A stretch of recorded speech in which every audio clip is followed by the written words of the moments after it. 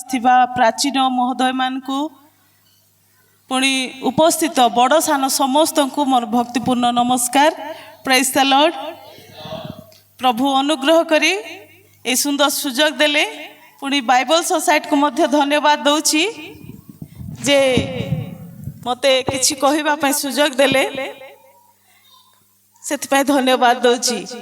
आउ मु अल्प समय कहिबी वाक्य देबी नहीं किंतु किछिटा विषय कहिबी जे आजिर दुनिया रे जगत रे किए काहा को डरू नाहंती नहीं कि स्वामी मानकु स्त्री माने डरू नाहंती, बापा माँ को पिला माने डरू नाहंती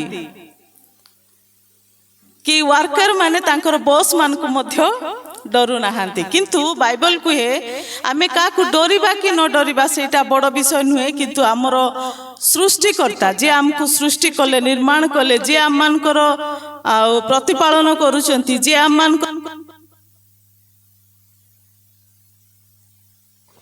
पुणी जे आम मानकर सहित परमेश्वर होचंती से प्रभु को डरिबा पई बाइबल को हे। तो मु कहिबा को चाहूची मोर प्रिय माने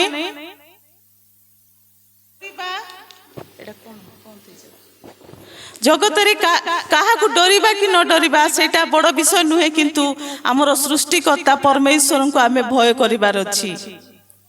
आ प्रभु हमर सब विषय जत्न नउछंती सेति पय तांको भय भक्ति करिबा हमर कर्तव्य अटे।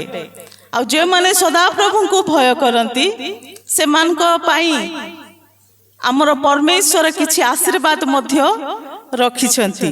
तो मु कहूची आपण मान को मो सहित खोलंतु गीत संगीता 128 पर्व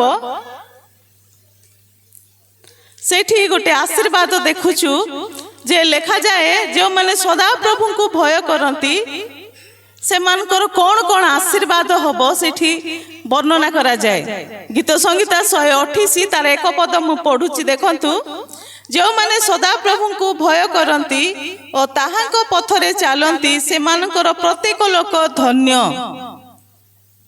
मोर प्रिय माने एठी लेखा जाउची जो माने सदा प्रभु को भय करंती तांकर पथरे चालंती से मानकर प्रत्येक लोक धन्य। ओडिया रे धन्य बोली लेखा जाउची किंतु इंग्लिश रे ब्लेसेड बोली कहा जाए।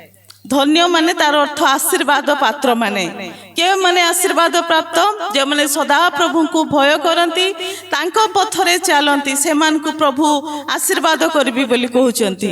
मोर प्रिय माने 128 गीत रे आउ 6टा पद अछि से 6टा पद 1 रु 6 जाए जो आशीर्वाद अच्छी तार मूल कारण होची एक पद रे लेखा जाए जो माने सदा प्रभु को भय करंती और ताहांको पथरे चालंती से माने आशीर्वाद पाइबे।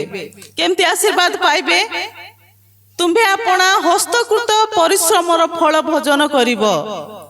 प्रथम रे तुम्हे सुखी हबो, तुम्हर मंगल हेबो, पुणी आउरी अन्यान्य आशीर्वाद लेखा जाए। तुमर संतान माने तुमर स्त्री बा तुम स्वामी समस्ते आशीर्वाद पाइबे। कौन कले आशीर्वाद पाइबे? प्रभु को भय कले। आमे प्रभुंकर लोक हिसाब रे आमे काहा को डरिबा कि न डरिबा किंतु प्रभु को निश्चय भय करिबा। कारण उपदेशक रे मध्य लेखा जाए मो सहित खोलंतु उपदेशक तार 12 पर्व तार 13 पदरे गुटे विषय लेखा जाए।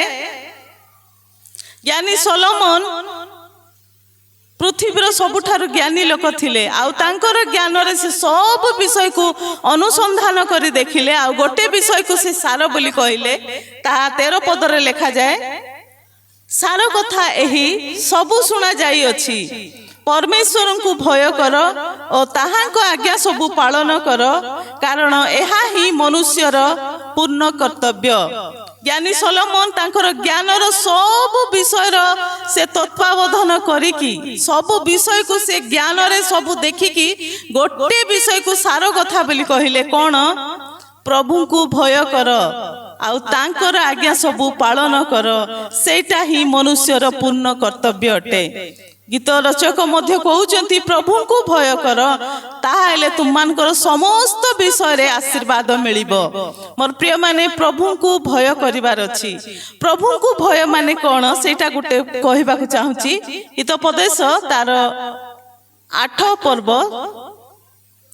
हितोपदेश तार 8 तार 13 पदरे गोटे शॉर्ट भाव रे लिखा जाए। हितोपदेश 8 तार 13 पदरे लिखा जाउची सदा प्रभुଙ୍କ विषय को भय मंदता प्रति घृणा। प्रभु को भय कर माने तार अर्थ नुहे जे सबु बेले थरु थिबा प्रभु बोले थरी जिबा सेटा नुहे। हमर परमेश्वर मनुष्य को सेंती करबा को चाहंती नहीं। से कहबा को चाहंती प्रभु को भय करबा माने मंद विषय को घृणा करिबाटा। जो माने मंद विषय को घृणा करंती मंद विषय को सेटा को से माने करंती नहीं सेटा ही प्रभु विषय को भय अटे। आमे जदि जानुचु एटा मंद विषय सेटा जदि आमे करिबा नै ताहेले प्रभु हम मानकु आशीर्वाद करिवे। आ मु कहबा को चाहूची प्रभु केमती आशीर्वाद करिवे। तीनटा आशीर्वाद कहिबी। जो माने प्रभु को भय करंती प्रभु से मानकु आशीर्वाद केमती करिवे केमती को विषय रे आशीर्वाद करिवे अनेक विषय लिखा जाए किंतु मु तीनटा पद कहिबी। मो सहित गीत संगीता तार 34 पर्व खोलंतु। जो माने सदा प्रभु को भय करंती तार 3टी आशीर्वाद से मानकर जीवन रे अनुवर्ती हेबो बा तांको जीवन रे सेटा लागू हेबो। कोन आशीर्वाद से सबु 34 गीतर तार 7 पद रे लिखा जाए। जो माने सदा प्रभु को भय करंती ताहांकर दूत से मानकर चारिआडे छाउनी करी से मानकु उद्धार करंती। प्रथम आशीर्वाद जो माने प्रभु को भय करंती। प्रभु को भय माने मंदता को घृणा करिबाटा। जोटा भाबुचंती एटा मंद विषय सेटा जदि घृणा करी छाड़ी देबे ताहाले प्रभु कहउचंती प्रभुंकर दूत छाउनी करी आपण मानकु सुरक्षा देबे। आ जे माने ए सब विषय को पालन करूछंती प्रभु से मानकर जीवन रे केमती सुरक्षा देबे सेटा कहिले बहुत समय हेबो। मते अल्प समय दिया जायछि सेति पे आपण मानकर जीवन रे आपण माने अनुभव करथिबे। जो माने प्रभु को भय करंती बा मंदता को घृणा करंती से मान को प्रभु कोन करिवे तांकर दूत पठाई छाउणी करी से मान को रक्षा करिवे। अनेक साक्ष्य अछि प्रभु केमती सुरक्षा दियंती सेटा कहबा को समय नहीं किंतु आपण माने जदि प्रभु को भय करिवे प्रभु आपण मान को सुरक्षा देबे। एटा होची प्रथम आशीर्वाद। जे माने प्रभु को भय करंती प्रथम आशीर्वाद कोन प्रभु से मान को आपना दूत पठाई छाउणी करी से मान को उद्धार करंती। आ द्वितीय आशीर्वाद से 9 पद रे लिखा जाए। हे ताहांकर सत भक्त माने सदा प्रभु को भय कर कारण जो माने ताहांको भय करंती से मानकर कौनसी अभाव हेबो नहीं। हालेलुया। प्रभु को भय कले आपणकर कौनसी विषय अभाव हेबो नहीं। सेटा जे कौनसी विषय हो। आजिकाली आमे अनेकों को देखुछु हमर एटा अभाव सेटा अभाव। अनेक लोक को तो खाइबार मध्य अभाव होची। जदि जे कहबो मोर अभाव होची मते आज चलिबा पाए नाही तो ताहाले ताकु फास्ट रे आपण माने कहंतु प्रभु को भय कर। प्रभु को भय माने मंदता को घृणा। जो विषय प्रभु को दृष्टि रे मंदता बोली देखा जाए ताकु जदि आमे परित्याग करिबा ताकु जदि छाड़ी दबा प्रभु हम मान को आशीर्वाद करिवे। केमती आशीर्वाद करिवे कौनसी अभाव हेबो नाही।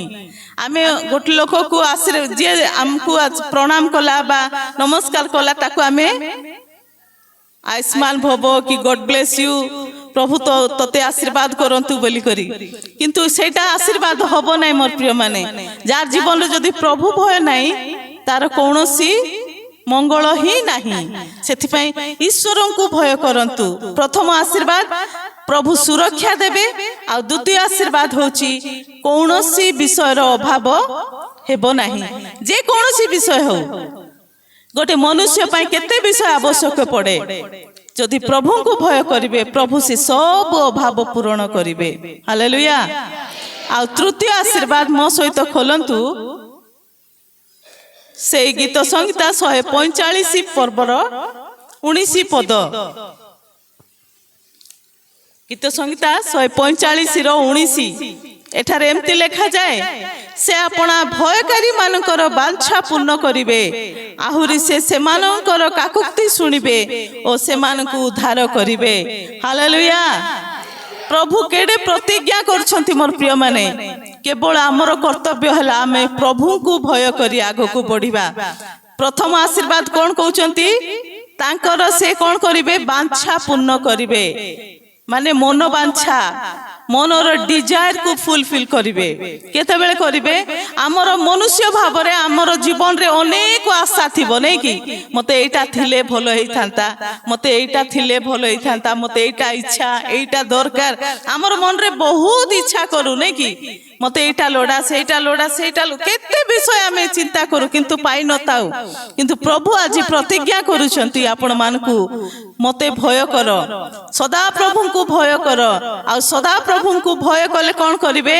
ତାଙ୍କର ମନ ବାଞ୍ଛା, ମାନେ ସେମାନେ ହୃଦୟରେ ଯାହା ଚିନ୍ତା କରୁଛନ୍ତି, କଳ୍ପନା କରୁଛନ୍ତି, ମତେ ଏଇଟା ଦେଲେ ହେଇଥାନ୍ତା ବୋଲି ଭାବୁଛନ୍ତି, ପ୍ରଭୁ ସେଇଟା ଫୁଲଫିଲ କରିବେ, ପୂର୍ଣ୍ଣ କରିବେ। ଆଉ ଦ୍ୱିତୀୟଟା, ସେମାନଙ୍କର କାକୁକ୍ତି ଶୁଣିବେ। ଅନେକ ଥର ଆମେ ଛାଟି ପିଟି ହେଇ କାନ୍ଦି କାନ୍ଦି ବିକଳରେ ପ୍ରାର୍ଥନା କରୁଛୁ, କିନ୍ତୁ ପ୍ରଭୁ ଆମର ପ୍ରାର୍ଥନା ଶୁଣୁନାହାନ୍ତି। କାହିଁକି? କାହିଁକି ପ୍ରଭୁ ଆମର ପ୍ରାର୍ଥନା ଶୁଣୁନାହାନ୍ତି? ଆମେ ତ ଏତେ ପ୍ରାର୍ଥନା କରୁଛୁ, ଏତେ କାକୁକ୍ତି ହଉଛୁ, କାନ୍ଦି କାନ୍ଦି ଗୋଡା ତୋଡା ଏତେ ବିକଳରେ ପ୍ରାର୍ଥନା କରୁଛୁ, କିନ୍ତୁ ସେ ପ୍ରାର୍ଥନାର ଉତ୍ତର ଆମେ ବେଳେ ବେଳେ ପାଉନୁ। କଣ ପାଇଁ ପାଉନୁ ମୋର ପ୍ରିୟ ମାନେ? ତାର ଉତ୍ତର ଏଇଠି ଅଛି, ପ୍ରଭୁଙ୍କୁ ଭୟ କରୁନୁ। ମନ୍ଦ ବିଷୟକୁ ଆମର ଜୀବନରେ ରଖିଦେଇଛୁ, ମନ୍ଦତା ପ୍ରତି ଆମର ଆସକ୍ତ ଅଛି।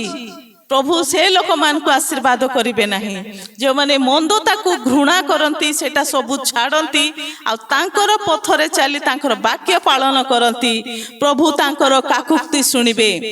ଯେତେବେଳେ ସେମାନେ ପିତା ବୋଲି ଡାକିଦେବେ, ପ୍ରଭୁ ସେମାନଙ୍କୁ ଉତ୍ତର ଦେବାକୁ ପ୍ରସ୍ତୁତ ରହିବେ। ଆଉ ଏଠି ଏଇ ଗୋଟେ ପଦରେ 3ଟା ଆଶୀର୍ବାଦ ଅଛି। ପ୍ରଥମରେ ତାଙ୍କର ମନବାଞ୍ଛା ପୁରା କରାଯିବ, ଦ୍ୱିତୀୟରେ କାକୁକ୍ତି ଶୁଣାଯିବ, ଆଉ ସେମାନଙ୍କୁ ପରିତ୍ରାଣ କରିବି। ହାଲେଲୁୟା। ପରିତ୍ରାଣ କେମିତି ମିଳିବ? ପ୍ରଭୁ କହୁଛନ୍ତି ତାଙ୍କୁ ପରିତ୍ରାଣ କରିବି। ଯେଉଁମାନେ ପ୍ରଭୁଙ୍କୁ ଭୟ କରନ୍ତି, ତାଙ୍କର ପଥରେ ଚାଲନ୍ତି, ତାଙ୍କର ଆଜ୍ଞା ମାନନ୍ତି, ପ୍ରଭୁ ସେମାନଙ୍କୁ କେମିତି ଆଶୀର୍ବାଦ କରିବେ? ପ୍ରଥମରେ ଦେଖିଲୁ, ଦୂତ ପଠାଇ ସେମାନଙ୍କୁ ଛାଉଣି କରନ୍ତି। ତୃତୀୟରେ କୌଣସି ବିଷୟ ଅଭାବ ହେବ ନାହିଁ। ଏଠି ଲେଖାଯାଏ ସେମାନଙ୍କର ମନବାଞ୍ଛା ପୁରା କରିବି। ଚତୁର୍ଥରେ ସେମାନଙ୍କର କାକୁକ୍ତି ଶୁଣାଯିବ, ଆଉ ପଞ୍ଚମରେ ସେମାନଙ୍କୁ ପରିତ୍ରାଣ କରାଯିବ। ହାଲେଲୁୟା। ତେଣୁ ମୋର ପ୍ରିୟ ମାନେ, ପ୍ରଭୁଙ୍କୁ ଭୟ କରନ୍ତୁ, ପ୍ରଭୁଙ୍କର ପଥରେ ଚାଲନ୍ତୁ, ମନ୍ଦ ବିଷୟକୁ ଘୃଣା କରନ୍ତୁ, ତାହେଲେ ଏ ସବୁ ବାଇବଲର ଆଶୀର୍ବାଦ ଆପଣ ମାନଙ୍କର ଅନୁବର୍ତ୍ତି ହେବ। ଏଇଟା ହେବା ପାଇଁ ପ୍ରଭୁ ଆପଣ ମାନଙ୍କୁ ସମସ୍ତଙ୍କୁ ଆଶୀର୍ବାଦ କରନ୍ତୁ। ଆଜିଠାରୁ ମନ୍ଦତାକୁ ଘୃଣା କରି ପ୍ରଭୁଙ୍କର ପଥରେ ଚାଲନ୍ତୁ। ଆଉ ବାଇବଲର ଆଶୀର୍ବାଦ ଆମ ପାଇଁ ହିଁ ରଖାଯାଇଛି। ଯେଉଁମାନେ ପ୍ରଭୁଙ୍କୁ ଭୟ କରନ୍ତି, ଏଇ ସବୁ ଆଶୀର୍ବାଦ ସେମାନଙ୍କର ଜୀବନରେ ଅନୁବର୍ତ୍ତି ହେବ। ଏହା ହେବା ନିମନ୍ତେ ପ୍ରଭୁ ଆମ ସମସ୍ତଙ୍କୁ ଆଶୀର୍ବାଦ କରନ୍ତୁ। ମତେ ସମୟ ଦେଇଥିବା ଲାଗି ବହୁତ ବହୁତ ଧନ୍ୟବାଦ।